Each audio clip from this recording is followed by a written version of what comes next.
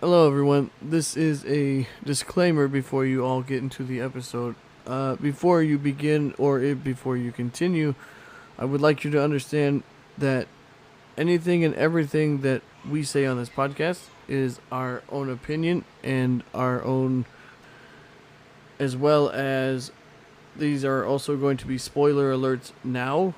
That if you have not seen this anime or have read the manga book, if there is one, then you should not probably continue until you have done so, unless you do not care about spoilers. This is just a disclaimer before moving forward.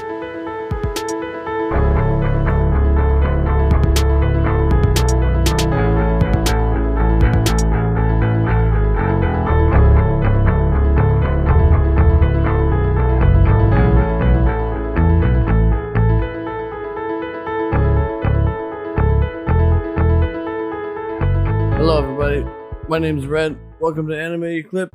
We got a great show for you today. We're going to be talking about Skate the Infinity, a brand new anime that me and my co-hosts have discovered. Leo. What's up, everyone? My name is Leo, and we got a great show for you today. So today we're going to be talking about Skate the Infinity. Skate the Infinity is a story about this amateur skateboarder named Reki who joins this underground skateboarding society where he races anything and everything goes as long as you have a skateboard. During this time, he meets our second main character, Longa, a teenage boy from Canada who just suffered the death of his father who moved to Japan in order to make friends. The two meet up, become great friends, and eventually rely on each other as they face different challenges on and off skate. All right, Leo, thanks for that introduction. So, the first thing on this episode we want to talk about is our first impressions of the show in general. So, Leo, what was your first impression? Honestly, on the first episode, I thought, oh, the voice actor from Darling in the Franxx. Oh, he's in this. Cool.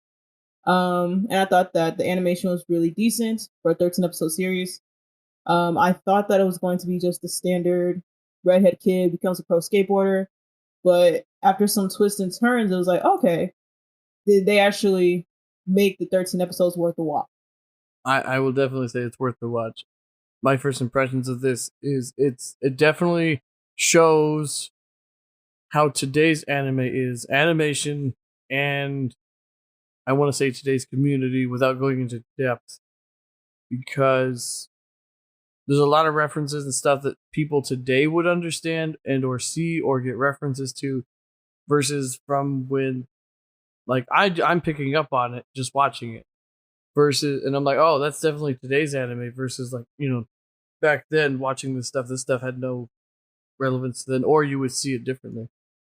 um as for these characters and stuff like that, it's a very, for being a skateboard anime, being this late, I thought they would come up with one before, but I've also noticed that anime and sports, there's not as many to pick from.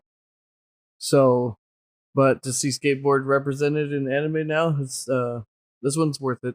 I hope they do more, not just of this one, but just do more in general. I like how it started off as like your regular, decular underdog story, but then it became something more because of the colorful cast. Oh yeah, I mean, definitely. But I also think that it, like, I don't know if I like the new kid became really great really fast kind of approach, but it worked out for how this was, because I feel like they could have screwed that up very easy. Also, the fact that I also felt like that the second character was the main character, not the main character is the main character, and it just felt really off for me.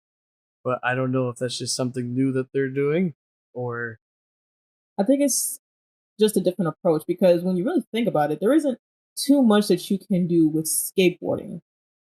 I mean, there is and there isn't. Um, because I noticed that they didn't really get into, like, a bunch of trick stuff. Like, if you're a skateboarder and stuff, they don't really go over doing the tricks and stuff. They just, because this is more of like a race type anime. Like, oh, we're racing down this thing, we're trying to get to the end and see who beats who in any way possible. It doesn't matter if you hurt the other person or not. But at the same time, it's less about the tricks, more about the race, and it's more about your friends, which most animes are about your friends if you're watching the right one. But at the same time, it was just weird to see that, okay, Reki is the main guy, Langa shows up, and he's the side guy, the second guy, but then I feel like it's more about Langa than it is Reki, despite Reki being there. I don't know, I feel like we got like switched into who the main character is. Just, even though you could say both of them are, it just doesn't feel like Reki's the main person like they lead you to be, and then Langa's completely the main guy. I get that. But I like how they did that because we get to see like two ends of a spectrum. You know, we get to see the guy who becomes a champion and like those guys that kind of get left behind. So the next thing that we are going to get into is our favorite characters. Personally, my favorite character is Cherry. Cherry is one of the founding member of the Underground Skateboarding Society. He is the most calculated character in the show, who heavily relies on his AI skateboard called Carla. He's my favorite character because, well, I have a crush on him. He is so cute, and I really like his uh, articulate, well mannered demeanor, as well as his ability to be goofy, strict, and carefree with characters such as his best friend Joe, as well as the teenage cast. I mean, I think Cherry's also a really good choice. Not my favorite, but Cherry's also, I think, out of everyone there besides my favorite, Cherry's probably the smartest guy there. I mean, I think I really gravitate more towards the the sarcastic, really intelligent characters. They always just make the show for me. For me, that also seems to be the case. In this case, it's very different. But because my favorite character has other things, I don't know why I'm attracted to these things. Seems very off.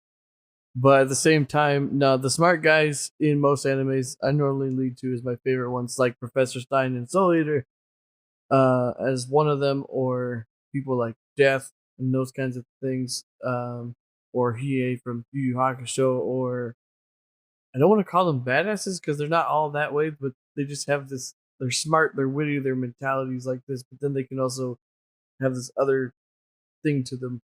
Um, but that aside, so Cherry's also, like I said, Cherry's a really good pick. I won't say he's cute, because I'm not into Cherry like that.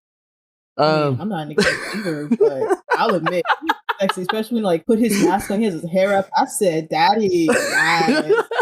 And the way he slid on his board, he has some of the best scenes, like in the skating thing. I was like, "Damn!" yeah, no. If we're gonna go that route, I mean, Cherry's cool, but Joe's better. But so that argument aside, my favorite character is going to be Adam. Adam, all the way. The whole show took the show from me. If it wasn't for Adam, I don't know if I would have mattered for the rest of it. Um, he's just very different. Has this I'm not gonna it's not an intelligent persona, but it is a very creepy, off the walls, say whatever you want, do whatever you want kind of guy. And he just pushes the limit of things that you wouldn't think you could say, do, or even want to hear. But also, this is today's anime, also. But at the same time, for coming from my perspective, but this guy is just as weird and just as crazy as Hisoka. So, but I don't know why I'm drawn to these types of characters, but I am.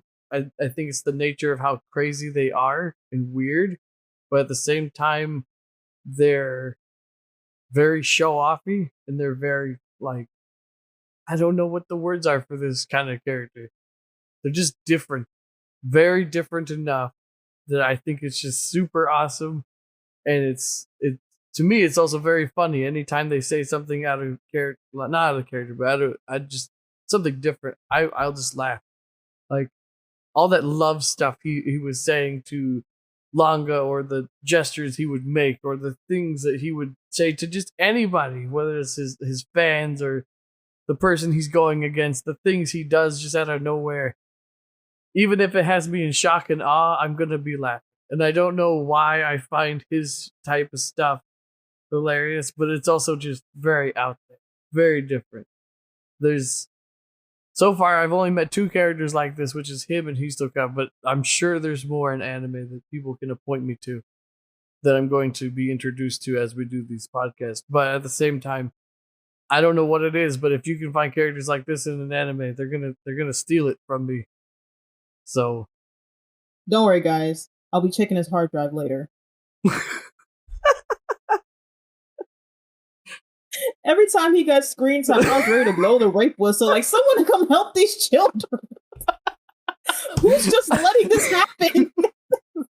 well, I mean, like I said, despite the questionable things that could be said, done, and whatever, I just like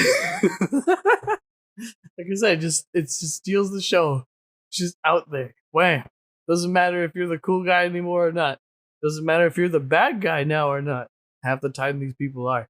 But and I'm into villains and all that, but like when these type of ones show up, I don't know. They don't just like, oh, I'm gonna rule the world. They got other motives, and it's more of their own than just, oh, I'm gonna, be the ruler of them all. No, he doesn't care about that. He cares about other things on top of being that. So it's and not only that, but he can back it up. Even Hisoka can back it up. But like, it's just the fact that they're badasses now in their own weird kooky way. And I don't know if it's just that. Again, I don't have the proper words for what these characters are, or if people have a stereotype for what these people are, because of how few of them I've seen. He's definitely not my favorite character. Honestly, I would get a restraining order on his ass. However, because the shit he did, we're gonna get into it. The shit he did was beyond disrespectful. But anyway, there are things about him that I like. It's like his voice actor, the way his voice like fluctuates from like a normal voice to like a dark, sinister kind of ordeal. And like some of the things that he says really just hits the nail on the head. It's really good. Yeah. Adam really is that character that one of those characters that will make or break the anime. You're either going to watch him and like be like, no, I can't watch this anymore, or you're gonna watch it, hate him, but you're still going to finish watching the anime because you can't take your eyes off him because you're always wondering what the fuck is he going to do next. Or you'll just sit there and cringe the whole time he's on screen. The whole time if you're gonna have to bear it. So I actually took a tally of all the sus things Adam did in a span of 12 episodes. He had 41 sus instances. I counted every little thing too, every time. But another thing that I like about his character is his central theme. So Adam's not his real name. His real name is, I'm going to butcher this, Shindo Ayanosuke. But he takes on the character Adam, and I like the idea that he is this character searching for someone who is his equal, hence looking for his Eve. And then his counterpart is another character who goes under the name of Snake. So I like the whole Adam and Eve storyline that he has going on with himself. Oh, yeah. Like, so now that we're talking about Adam as a whole in general, his dual personality things that he has to live two different lives at the same time and control them both, where he is I think he's an executive of his own business. I'm pretty sure that's his case. Besides his aunts or whoever they are to him, I think they're his aunt. But trying to help him run the business. And then his first friend that he's ever had that you don't find out till later is Snake, who's basically secretary. He has to run all that business stuff, and then at night becomes the pro skateboarder known as Adam. Yeah, that's a really interesting thing to watch. It's just the whole abusement. I never understood how his abuse turned into the thing he's turned into. I never, because that's all they show. They show his his aunts and stuff growing up, his abuse that he took. But I don't know how they never explained how that translated into this really awkward love persona thing. Aside from him wanting a skateboarder that's on his level, because we already knew Cherry and Joe could both skate on his level. It's just that for some reason they got pushed to the wayside and they never understood what happened either. Besides, he became more of a businessman and then became more by himself. Kind of like he shunned everything away from his life besides himself, and then turned his first friend into a secretary and forgot all about that. He taught him how to skate. But at the same time, like there's so much stuff that isn't really explained. Like they just kind of show you bits and pieces here and there, but it doesn't really explain how it. To me, anyway, it didn't explain how he became this really weird, love affectionate dude as a skateboarder. Aside from his love for skateboarding, it just doesn't translate from the abuse. To me, anyway, I didn't see the connection. So they explain it. Towards the end of the show, they show like a flashback of his aunts uh abusing him and shit, and they're saying that we're doing this out of love. So what he took that from that was, if you hurt me, that means you love me. So that translated onto skateboarding. If I hurt them and they survive, big if they survive, You then really they're pushed that limit. like, I'm meant to love them then. And you don't necessarily feel bad for Adam, but you understand the logic on where he's coming from.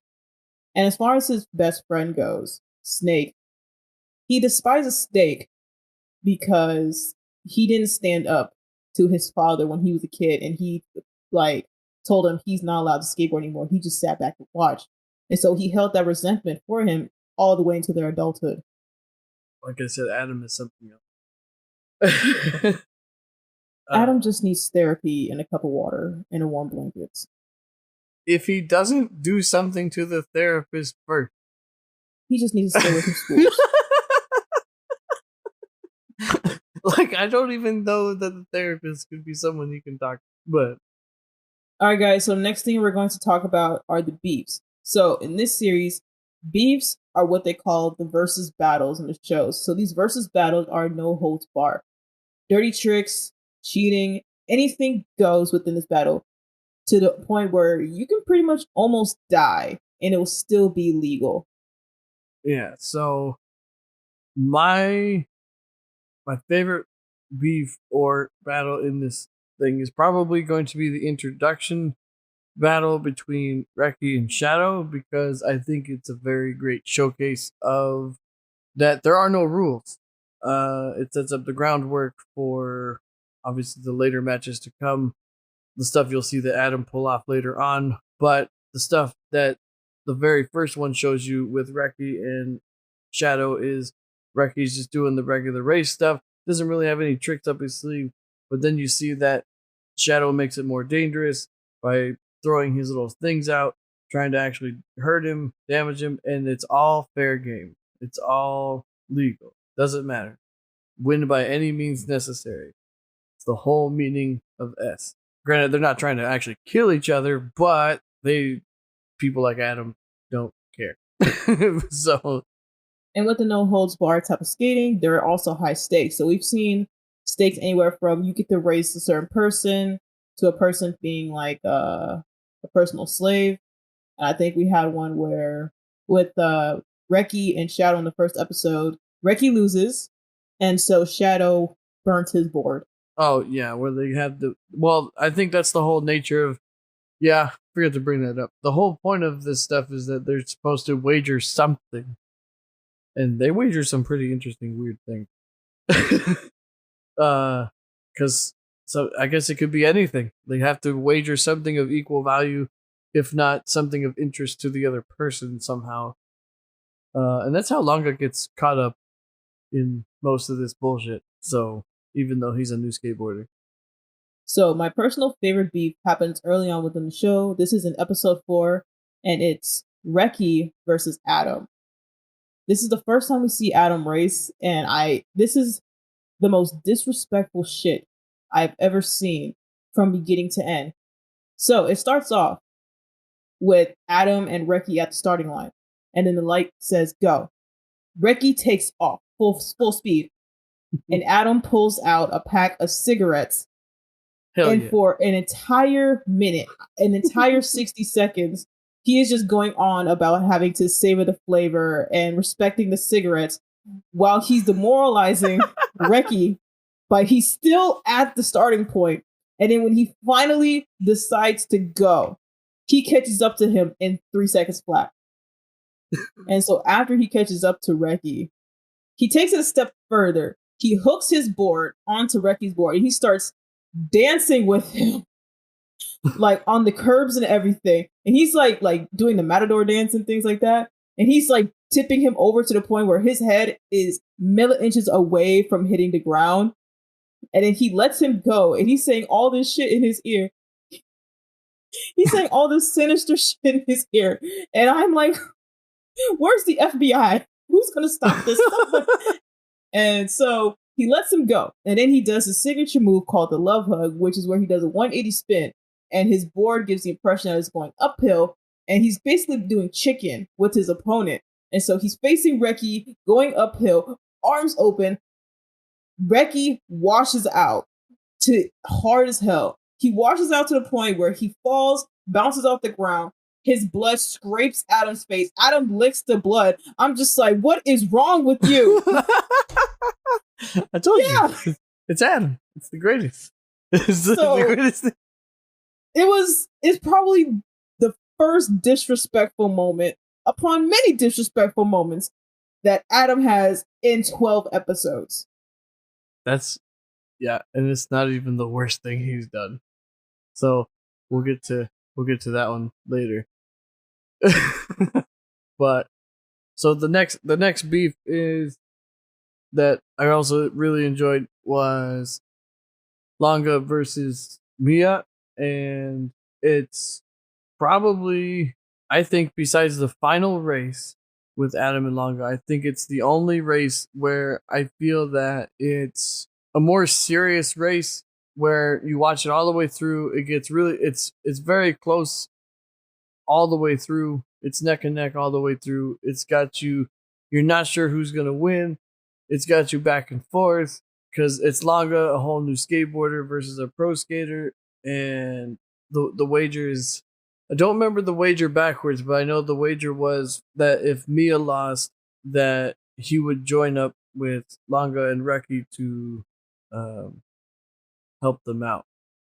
But I don't remember what the other price was if Longa lost to Mia, what he was supposed to wager up. But it was Reki would have to be his new lapdog. Oh, okay. Yeah, see? Really stupid random shit that they wager. But yeah, so but I think that beef was a lot better because it also gets to showcase Longa a lot more, and as far as what he's capable of doing and what he's going to show off throughout the rest of the series, or at least the 12 episodes that there are. But yeah, those are my two favorite ones. I don't know if you have another one you want to talk about. I want to talk more about this beef. So in this beef, we get to see more how fast Longa is able to think on his feet and able to quickly translate his skateboarding training into his snowboarding training into skateboarding, which kind of makes it like, okay, so he's going to pretty much be the prodigal child of the series. Which is weird, considering that we get led to believe that Reki is the main person. But at the same time, let's not forget that he's also a Canadian. So, and he knows nothing about skateboarding up until now. That really threw me off. Like, I've never heard of an anime say Canada. What the fuck? Well, like I said, it's completely different. I don't even know if they have other Canadian characters in anime besides here that I'm aware of. You know, I've seen Germans, I've seen the KKK, I've seen slavery, but never Canadians. So, but let's go ahead and talk about Cherry and Joe. They are gay. They are gay on the low. Gay on the motherfucking low. Because even though it's not skateboarding, and I know they're friends, but at the same time, the way that they talk to each other, you and I both already agree, it sounds like they could be a gay couple just arguing it out. And as far as I'm concerned, they could be that way behind closed doors and we'd have no idea. And I No, don't know if they mentioned that they live together or not, but it looks like they do, and I can't tell. no idea. My ass. The only thing I couldn't figure out is which one's the top and which one's the bottom. I feel like they take turns. Hang on. Let me pull up the tally sheet. For them? You have a separate one for them? Yeah. Oh. They got Adam beat. Adam's got a high number. No one can beat Adam. No. Adam is 41 deep. Okay. So between Cherry and Joe, in total, they've had 16 instances where they say or do something gay to each other. Where you're just kind of like, have they done it yet? Are they aware they're gay? I mean... And then Cherry on his own had 4 instances where he was just gay. Just now, I just have to point this out. Keep in mind that to the audience, this is our opinion that they're that way. If you don't see it that way when you watch it, I would be shocked. But at the same time, it's your own take on it. Bullshit, man. There is no way anyone can look at this anime and not think those two are a couple. At the very least, Joe is bi, but Cherry is 100% gay. Like, what was it? What was that one moment that you were like, no, they are more than bros? Just their random bantering every time Joe makes him a drink. Just their random bantering every time that they go to those two and they're talking about these things, and then they have this stupid little spats with each other. It just sounds like they're really like this gay couple together. That only those two would be doing that kind of thing. Like, I know they're friends. I know friends can do that because me and my friends do shit like this, but not like that. Not to their weird words with each other. See, I was like, all right, I'm gonna let this slide. They could just be like just bros, homies for a long time, which they are. They've been best friends since they were like little kids. But at the same time, when Cherry was explaining how Adam does his love hug and he creeps up really close to Joe, I'm like, nah, man, there's no straight explanation for this. And to the audience, we're not like homophobic or anything, but it was just really funny how the creators tried to sweep it under the rug and leave it to our interpretation. If anyone watches this anime and is like, is this a boys' love? I will happily say yes. It is a boys' love. It is. This is definitely a bromance on more than one level. And then Cherry's over here having a crush in his teenage years on Adam, and I'm just like, girl, he don't want you. Like, again, this is definitely a bromance for sure in a sports anime, which is a very fitting place to have one. But it's that and more, I feel, especially in today's kind of stuff. But yeah, it really shows. It really shows, especially since there's only like one. We're gonna get into this soon, but there's only the one female character, maybe 2, at all in this whole thing. Like, this is super bromance. Just a major sausage party going on here. Besides the mom and sisters and the aunts, which are all family related. Well, there was the trifling individual who's trying to take down Adam. That's what I'm saying. The one individual, the one female character. That's important. But again, we're not homophobic, but we just found the execution of this quote unquote bromance to be funny as hell. Agreed. Okay, so outside of S and the beefs, there are some characters who are dealing with internal challenges that affect them throughout the rest of the show. And that character is Reki. So Reki, when we first meet him, he is this super energetic, passionate amateur skateboarder who has to work really hard just to be someone else's average. And so then he meets Longa, a novice, completely skateboarding, who only has experience in snowboarding, but then he begins to pick up on it. And what where the internal challenge comes in is Reki's inability to continue to cheer on his friend. His friend gets better than him. Yeah, and the challenge is that Reki just does not want to be left behind. That's his biggest fear throughout this whole epidemic right now, because he's out there skateboarding every day, and Longa comes in and just does like one of the hardest techniques with pretty much no effort at all.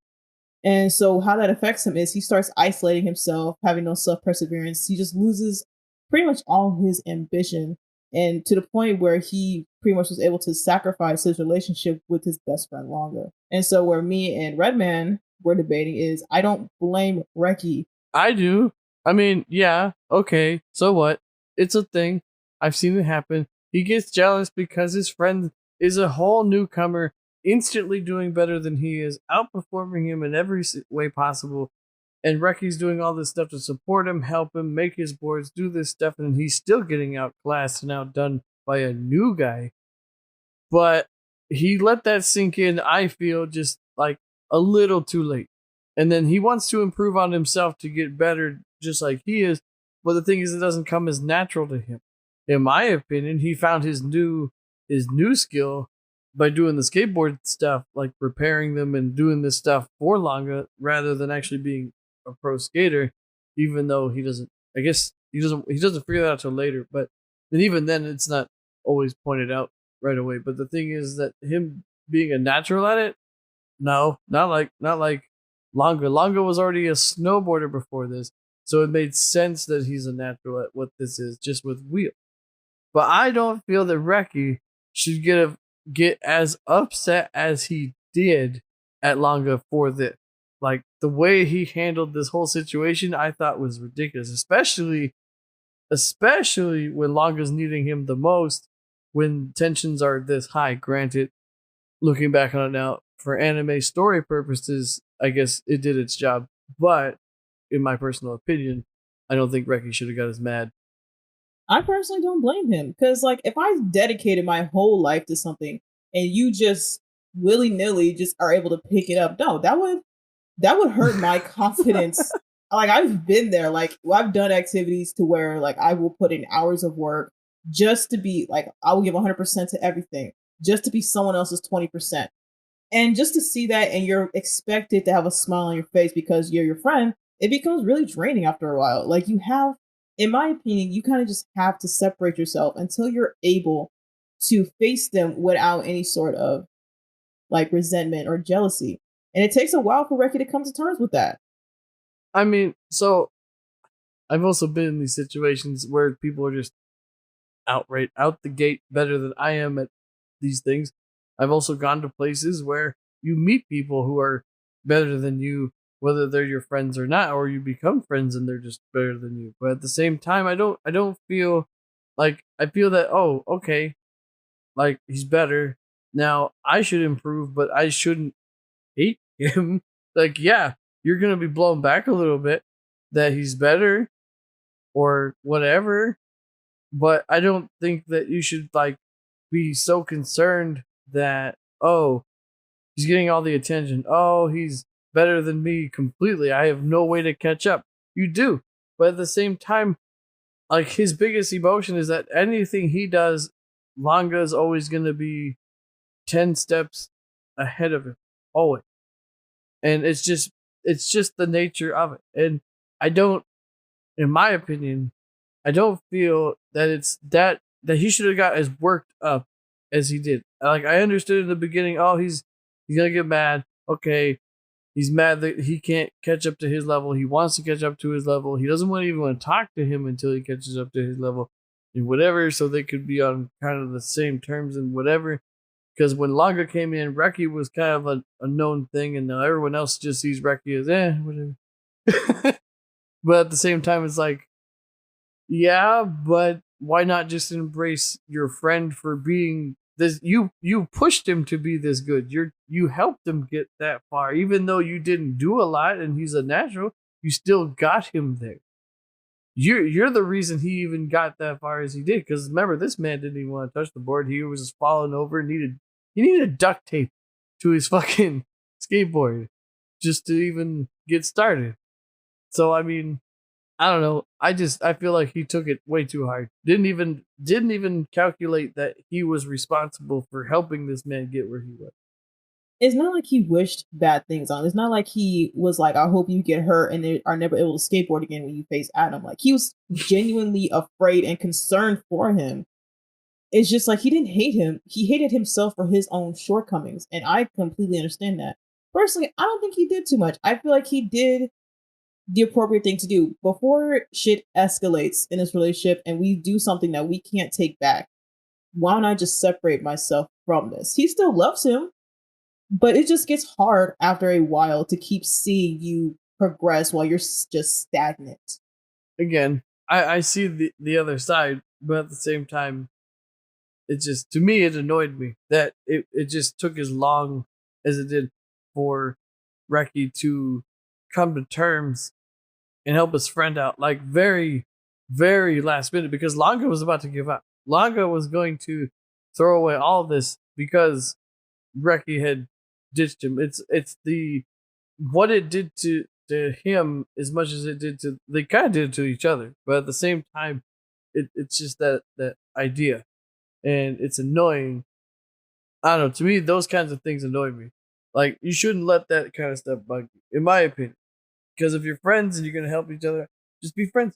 It works out. Support each other. And if you got bad blood feelings and stuff amongst each other, then talk it out. Fix it. Don't just go like seclude yourself and hide and don't do that. Don't do that. Like, because Laga had no idea what was going on. 1 minute things were fine. Next thing you know it, he even though Reki's expressed, "Oh, I don't want you to get hurt. Oh, I don't want you to do this," and then all of a sudden he's sheltering himself. He didn't even say anything. Like he just starts acting different, and then Laga's confused, and then Laga doesn't know what's going on, and then now he wants to give up, and that's going to cost him everything against the most dangerous man in this whole anime. No, I agree with you. I feel like if Reki took the time to communicate, then it wouldn't have been as bad. I completely agree with that part, but I'm still Team Reki in this situation. What I do like, though, about this is that we get to see how these two characters are pretty much super dependent on each other. Like they can't progress without the other. And I really like the way saying that. Like I need you as much as you need me. Welcome to bromance. So, You want to talk about Longa?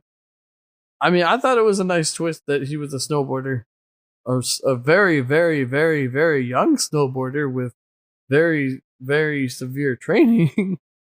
But because in order to be that good at the age that he's at already, Longa as a whole, I like him as a character, but he's just not my cup of tea as far as characters go.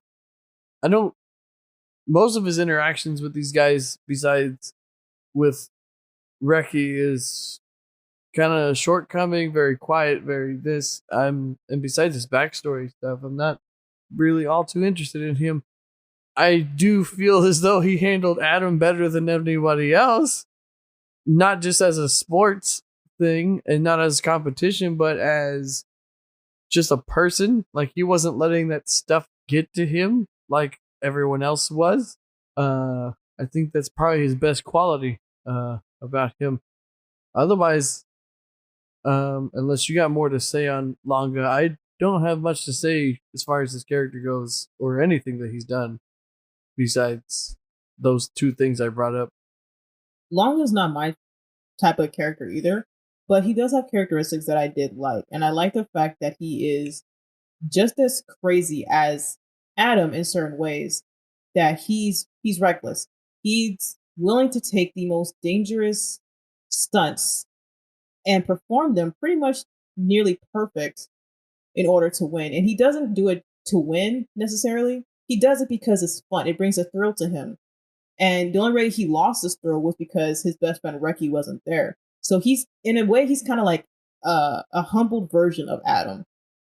So, I mean, I don't see him as crazy as Adam, but I mean, I see where you're going with it. But at the same time, if you were to compare them as the two like similar things, Longa is more of the I'd say the calm crazy because Adam is very expressive, very out there, very just in your face. Where Longa doesn't even. I don't even know that those things like they bring a thrill to him, but I don't even feel as though he's scared. I feel as though he does them not only because it brings a thrill to him, because it excites him, but at the same time, I think that he just the snowboarding stuff, like taking those big jumps, taking those big risks, and all that. I think he's just used to that.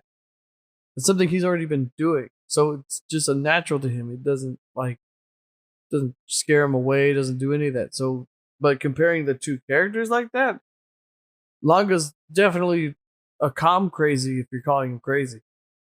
Well, the only reason I'm comparing him to Adam is because he's the only character in the show that was able to enter the zone with Adam. Enter the so that zone. If we're gonna bring up that, which is at the very end of this anime, for any of you that can make it there, if Adam doesn't scare you away, this zone thing, I don't even know that I can consider that a thing. I mean, they brought it up and they used it, but I don't feel like, and I understand it's like in the zone. It's being in the zone of that. It's a really, I think the anime did a really good job of capturing like in the zone, in the moment kind of thing for people who, I guess it's for people who do sports, for people who play video games and get just really into it. I feel like that's a really interesting way that they presented it here, because I don't think there's a better way to explain it besides what they showed. But at the same time, I feel as though they could have done without it, because it wasn't necessary to win, but they used it as a way and a leverage against Adam, which I kind of didn't like. But at the same time, they just did it because if it wasn't for Cherry or some of the other characters even bringing it up, oh, they're in the zone. That's what that is. That's what they're doing. Nobody knew. Nobody would have bothered. Like it just would have been a random thing. So, as I think it was a very interesting thing that they used, and I'm very glad that they brought it up the way that they did. But I don't think it was necessary. Well, I mean, no one is crazy enough to go against Adam like he did. Me personally, if I saw the chorus and saw what he was wearing, I would have just ducked out. Me personally, but he said, "Nah, bring it, let's go." Like, no, that is a crazy person. That you have to be equal levels of crazy to agree to go through this. Yeah, but at the same time, I feel like Longa isn't afraid of competition like the rest are. Like the other ones get intimidated by this or that or him, and the way Longa handles everybody is, yeah, sure, whatever, I'll take you on. And even though he knows his skill may not be up to par, he's still gonna just go. I don't consider that crazy as much as I do is that this man just has fucking confidence. No, this man has no sense of self-perseverance. He has no sense of, I could literally die right now. Like when Adam had him wrapped around it, like did the dancing thing that he did at Reki, this man was almost thrilled to be in this man's arms. I mean, but I also feel that Longa like doesn't view it the same way as Adam is making himself out to be. Like I said, I really feel that Longa is taking this way differently and more in the thrill aspect, the fun aspect, and in a calm, competitive, confident nature than anybody else who's in their little group can do. But I think that just comes from his past, his skateboarding stuff. He's been in competitions before. We don't know anything about the kind of people he had to go up against. Okay, that's fair. I can agree with that. I feel like it's just another thing to him. That confidence in his like, yeah, sure, whatever. And you got Reki yelling at him like, "Oh, you could die. Hey, you could do it." And he's like, "Yeah, but I have to." It's like, what the fuck, dude? So I like that Joe and Cherry tried to step in, like, "Hey, man, you want to fight us instead? You have been known to, off some people on this track. So, all right. So the next thing we're going to talk about is probably the jaw-dropping moments or shocking moments for each of us in this anime. Mine is probably the same as Leo's, but I'm going to bring up a different one just because I don't think anything could top what Leo's going to bring up. But my other favorite one or shocking moment is if Longa beat Maya or not in their race. Because even I wasn't sure, if it wasn't for the camera angles that they showed, who had won that race. I was scared. I wasn't sure what to think. And even it had me on the edge of my seat. I was like, oh shit, what happens? What happens now? What's gonna like I just wasn't sure what to think about it. Like it was just that close. To this day, I want to know who the fuck sat there with their face to the ground, hand out. Because ain't no way. There is no way anyone could see that. You could not see that with the naked eye. Oh, and I guess you could say I don't know if it was for you, but on initial reactions before we even get like later on in the anime, like when they said anything goes in the skateboarding thing, like even weapons are allowed, and then Shadow presents those things he threw out at Reki in the first race. That blew me back a little bit. I wasn't thinking they were going to be that serious until like they're like, nope, we're being serious.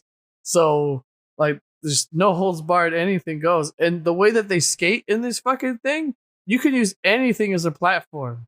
That's even a shocker to me. Like you can go, oh, it doesn't matter as long as you get to the finish line.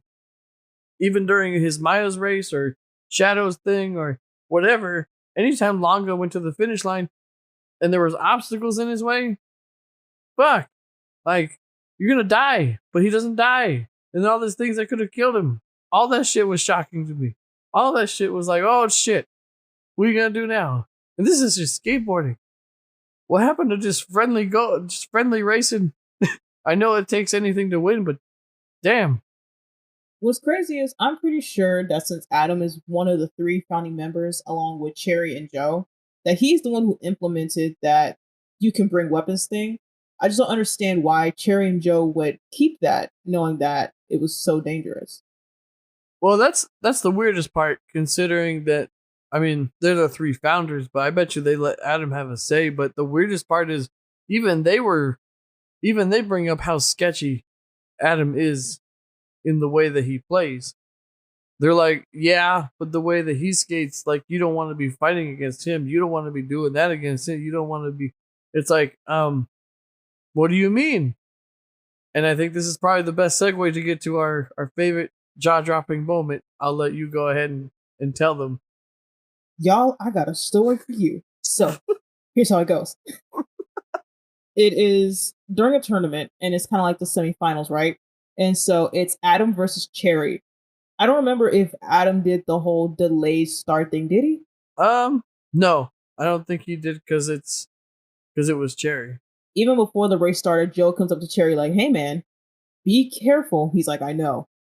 Like, no, no, no, no. Be careful. He's worse than when we last seen him. And so they start the race. They're going full speed.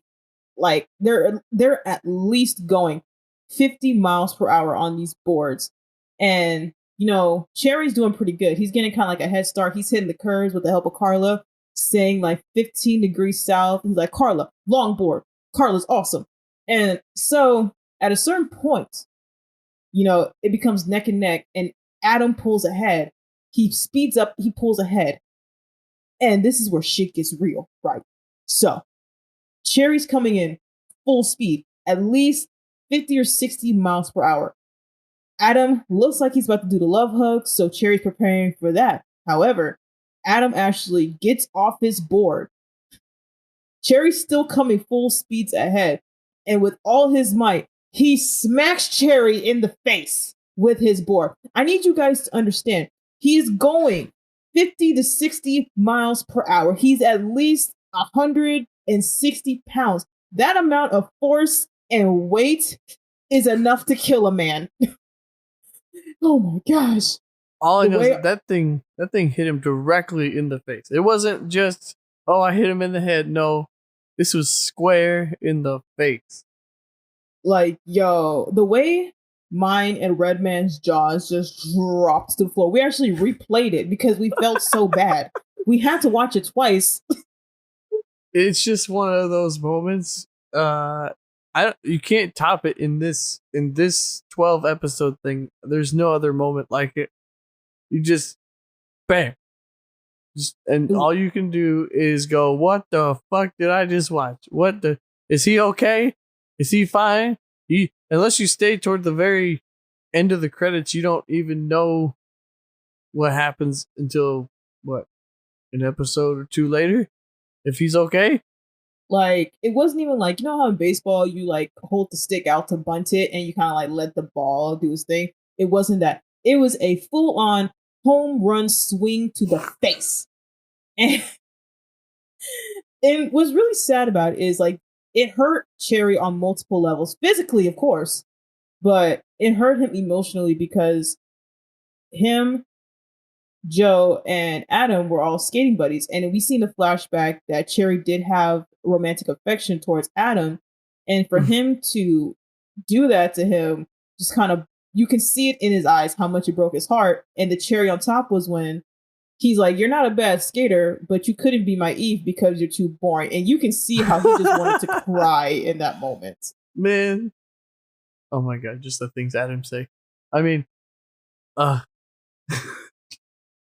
there's nothing about these two that are I don't know. If Adam didn't turn out the way he did, there may have been a chance that him and Cherry could have been a thing at one point. But it's hard to say. It's hard to say if you're going on this gay aspect of how these people are talking to each other. I also feel that between that secretary dude, Snake, and Cherry and Joe and all this stuff, and they're the founders of this thing, there's no telling who would end up with who. What? There's no, because the way Cherry is with Joe now is only because Adam decided to be the way he was, or all three of them would have been this way. You telling me all three of them could have been together at the same time? I think this would be a whole different anime. I'm not against it. I'm not saying that I would be, but it would definitely be more than a skating anime. I think in an alternate universe, if Adam had stayed in Japan and never went to study in America, then Adam and Cherry would have got together. Joe would have got with a girl. Very likely, but that also still leaves his secretary person involved, because that was his friend first who showed him how to skate. Who could also be gay on the low. Well, considering how much he already at the toward of the thing, he shows how much he cares about Adam. That could have really been the thing. So, me personally, if you talked to me the way he talked to his secretary, I would have just quit. So, yeah, what's your favorite skateboard from who? My favorite skateboard is Cherry's AI skateboard, aka Carla. Carla has the ability to do things that most other skateboards can do. She's able to extend her size from the basic regular skateboard size. She's able to make precise calculations from like wind trajectory and things like that. She can also give compliments, advice. She's pretty much Cherry's personal assistant. And what's really cool is that we see her in different forms, not just as a skateboard, but we also see her as the wheelchair when Cherry gets wheeled in from having his face smashed in. Well, yeah, Cherry can't leave his AI girlfriend, even though he's gay. So it's just until Joe confesses, okay? My favorite board, it's kind of a toss up because I think Adam's board aesthetically is the best board. Artwork, just the heart, the red, and the stuff around it. It just artistically, it's I think the best. But as far as mechanically goes, yeah, Cherry has probably the best board in all of the racers we have. But I think Longa's board, after what Reki does to it with the wheels that move, I think is the best board. Just because it gets used in the last race. It's also very innovative, but realistically, I don't think it would work.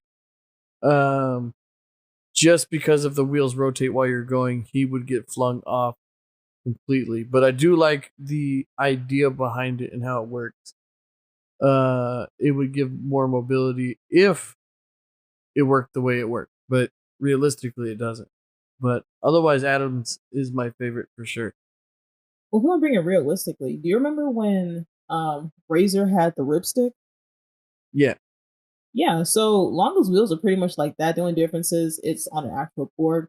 So I think it would work to some extent, just not to the capability that Longo used it. But Adam's board is the most unreal because with the longboard, the wheels are so thick that you shouldn't be able to make those sharp turns that he makes, and like the Casper slide. He shouldn't be able to do that with a longboard. he shouldn't, but like I said, this anime it just does anime things. Um, there's no realism in these boards whatsoever. But um, that's why I also said aesthetically, I think Adams is probably the best. But like looking, pleasing, and all around design and color. Now, design and color has to go to Carla. The black and pink with the pink eccentrics. Ooh. Here's the thing: if I had Carla, I would be a dumbass. Like I would be like in the middle of a beef, and she's like 15% powering down. I forgot to charge her. What the fuck? So, after that, let's move on to our last thing. Okay, guys. So overall, my impression of the anime is if you stop watching it after 3 episodes, I completely understand. It is a slow start for a 12 episode series, but if you stick around, I would say that is definitely worth the ride. Overall, I would personally give it a 7 out of 10 based off just the animation, side characters, the beefs, and how they have you at the edge of your seat when you really don't think that they would, but they're actually really, really good. And of course, Adam is a make or break character. For me, overall, watching the first episode kind of has you, and then Leo says episode 3, then again, that's also where Adam gets introduced for the first time. I feel as though the anime overall it's a good anime. It's a feel good anime. It make like you get to follow these characters. It's very short. It gets you hooked in some parts here and there. Uh, I think for today's anime, it's actually pretty well done. At the same time, I didn't think walking into this I was gonna like it, but mostly because the characters. But then, for me, as I said before, if it wasn't for Adam, I don't know how long I would have stuck around to finish this. Or I don't think I would have claimed it as good as I think it is now. But the other characters grew on me over time. Cherry, Joe, Adam, Shadow kind of grows on you a little bit over time after the first initial thing. And then I don't know, I didn't feel anything for Reki and or Longa, even though they're the main two characters. So if it wasn't for all these side people, I'm not sure I would have stuck around. But otherwise, I mean, I'd give this anime probably a solid B or B plus for sure. Like Not a must watch, but just it's a good watch. like if you're looking for an anime with like deep meanings or anything like that, this is not it. This is something that you will watch just to like add to your anime list or something. Definitely to add to your list. Definitely, it's an add to your list, but it's not a must watch. Nope, don't have to. It's also short, which also leads us into the very final thing that we're going to talk about. We're going to talk about what we feel as far as predictions go. If they are to do a season 2, where is this going? Where do you think this will play out? What do you think's next for these skaters? I feel like there's gonna be like a mini time skip because right now everyone's like a sophomore, or our main characters are sophomores, and I think they are going to do this whole thing where it's in between the last summer vacation before going to college. They're going to go into a tournament with Cherry, Joe, Shadow, Mia, and everything, and even have Adam on their team. And they're going to face an even bigger enemy than Adam himself. Oh, also, at that time, we might be introduced to a female skater antagonist. I think that's where we're heading. It's just the female skater thing because of who. I mean, we didn't talk about her much at all in this review, but that's because she's not really much there. I'll let that be a surprise for you when you watch this, if you watch this. But the thing is, I feel that the lady that is trying to figure stuff out about Adam becomes a skater in order to figure out more things about what's going on. I feel like that's going to be the season 2 thing. Also, to note on what you said, I'm pretty sure Joe, Cherry, and Adam are all significantly older than Longa and Reki, by at least 5 years. Because he's already in a business, he's already running a business, he's already doing adult things. And Cherry and Joe are also within his age group. Oh, the adults, quote unquote, they're like in their late 20s. Still adult. They may not be a super adult, but they're still adult. But I mean, that aside, I'm pretty sure that season 2 is happening. I'm pretty sure if I saw what I saw, it's already in the works. It's already being done. I don't know when the release date is supposed to be, but if it does happen, you can guarantee we're going to do another episode on that season. So, Redman, do you have any like food for thought questions for the audience? Oh, food for thought questions. So, if my food for thought questions, if you were to be a part of this, so what I think would be food for thought would be if you were to be in these S races as a skateboarder, male or female, what do you think would be, what kind of board would you have, and what do you think you would bring to this race that would make you stand out completely different from the rest of these guys? And would you be a bad guy or a good guy, or would you just be some random skater that they deal with? I think those are pretty good questions, man. I think that's actually a perfect way to end the podcast. All right, guys. So that is the end of our show for today.